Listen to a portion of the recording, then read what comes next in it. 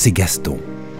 J'ai quitté Louise, ma femme, pour aller me battre au front. Lui, c'est Marcel, parisien depuis 45 ans.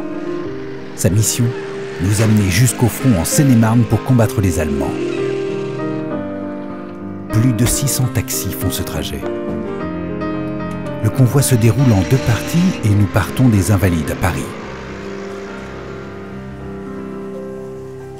Il faut qu'on soit tous arrivés le 8 septembre au matin aux portes de Nanteuil dans l'Oise pour rattraper les troupes allemandes. Nous voilà arrivés à destination, prêts à rejoindre le reste des troupes de la 7e division d'infanterie et bloquer l'avancée des Allemands jusqu'à Paris. Notre arrivée va changer la donne. On va finir cette guerre vite fait et rentrer à la maison pour Noël.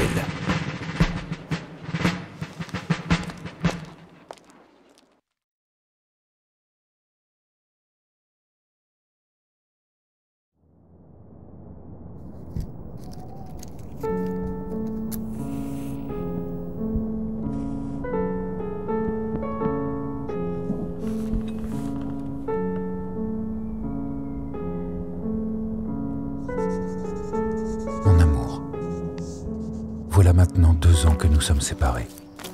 La vie dans les tranchées est un véritable calvaire. La plupart de mes amis sont à l'infirmerie ou sous terre. Nos corps s'unissent à la boue et transforment les champs de bataille en charniers à ciel ouvert. Quand ce ne sont pas les balles des Allemands qui nous tuent, les rats et la vermine s'occupent de nous. Le gaz moutarde fait aussi des ravages.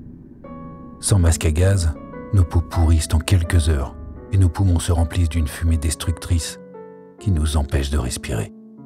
Tu comprends donc pourquoi j'ai hâte de quitter cet enfer et de retrouver notre paisible campagne. Heureusement, certains gars bricolent des objets pour passer le temps. Ça nous détend. Il y en a qui font des flûtes à bec, d'autres construisent des cannes. Et bien sûr, je lis tes lettres qui m'aident à tenir jour et nuit. Je pense à toi tout le temps. Tendrement, ton aimé. Gaston.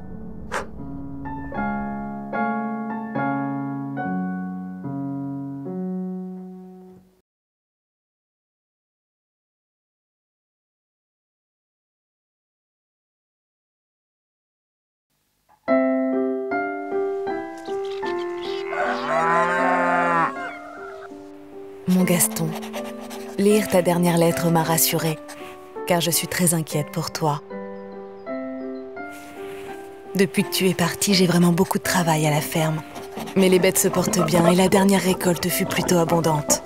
Maintenant que les hommes sont au front, la main-d'œuvre manque. Le président du conseil, René Viviani, a lancé un appel à toutes les Françaises. Tes 2 sœurs se sont d'ailleurs portées volontaires. Marie est devenue une munitionnette et prépare les milliers d'obus qui déferleront sur le front. Quant à Berthe, elle s'est engagée comme infirmière. Elle me racontait sa peine en voyant autant de jeunes périr devant ses yeux. Ton absence nous pèse à toutes les 3. Je suis impatiente que cette guerre se finisse, de pouvoir te sentir à nouveau contre moi.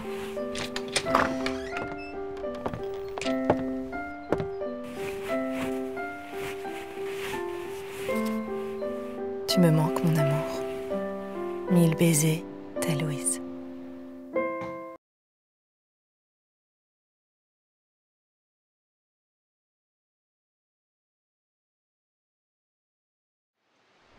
La première fois que j'ai parlé du soldat inconnu à mon petit-fils, c'est en lui racontant l'histoire de mon grand-père Gaston.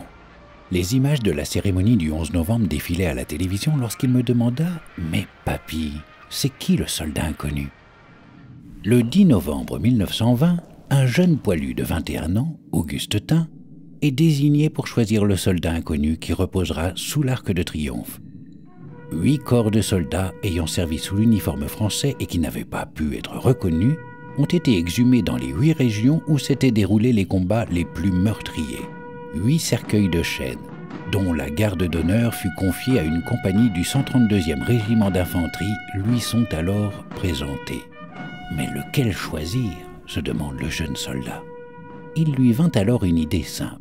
En additionnant les chiffres de son régiment, le 132, et parce qu'il appartient au 6e corps de l'armée, Auguste Tin décide de choisir le 6e cercueil pour être la dépouille du soldat inconnu qui sera enterré sous l'Arc de Triomphe.